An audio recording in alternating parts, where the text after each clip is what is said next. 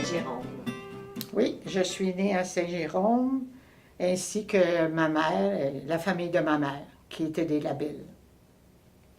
Donc, vous avez toujours habité à Saint-Jérôme. Toujours habité à Saint-Jérôme.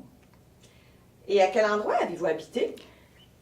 Quand j'étais toute jeune, jusqu'à l'âge de 3 ans, j'habitais à côté de la crèmerie Casavant, qui est aujourd'hui détruite, et en face de l'école Saint-Joseph.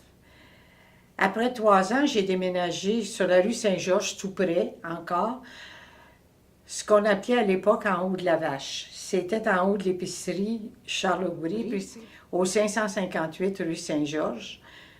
Je suis demeurée là jusqu'à l'âge de 23 ans, au moment de mon mariage. Il y avait comme annonce à l'épicerie Boucher une grosse vache qui était entourée de tubes fluorescents.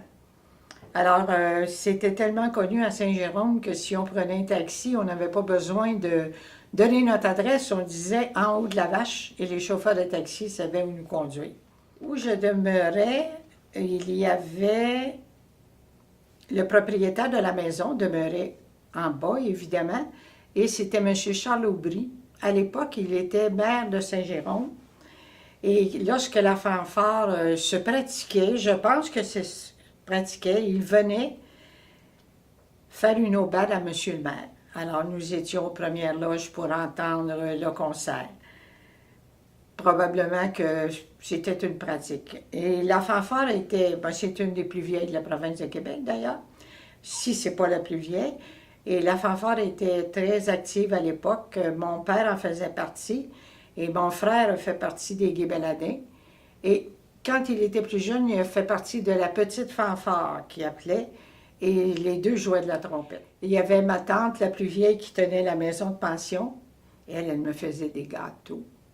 Alors, je partais souvent avec un gâteau, j'aimais ça pour ça.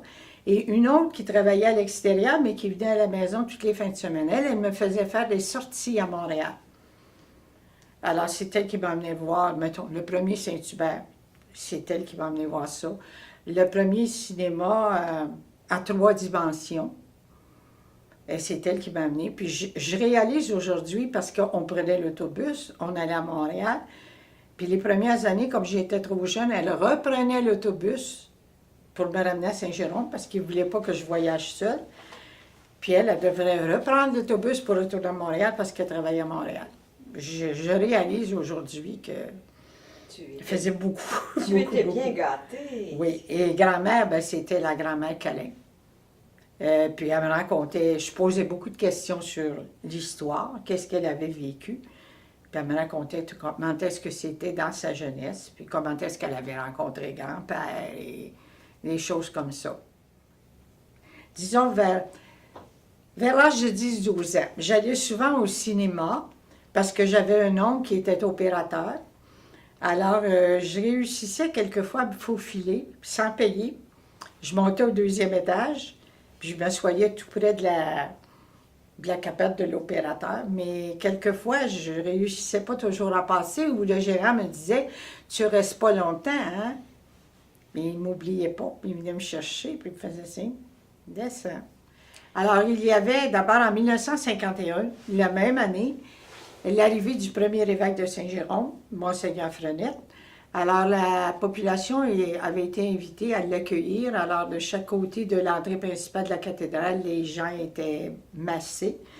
Et j'étais accompagnée de mon frère. Ma mère, sa passion, c'était que mon frère soit béni pour en faire un prêtre. Elle était certaine que si le premier évêque le bénissait, il ferait un prêtre. Il a été béni, mais c'est pas un prêtre.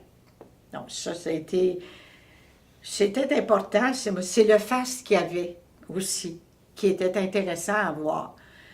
Et le deuxième événement pour moi, c'est en novembre, c'est la visite de la reine Élisabeth. La mini-visite d'un arrêt très court. Elle allait dans les Laurentides, je ne sais pas si c'est pour se reposer, puis elle est arrêtée à Saint-Jérôme. On avait déroulé le tapis rouge. Il y avait une estrade dans le parc Labelle. Et là encore, j'étais aux premières loges. J'ai fait ma place et moi, ce qui m'a impressionné le plus, d'abord, je la trouvais très belle. Elle avait un manteau de fourrure D'après moi, c'était du vison. J'ai été éblouie parce que j'avais vu la reine d'Angleterre.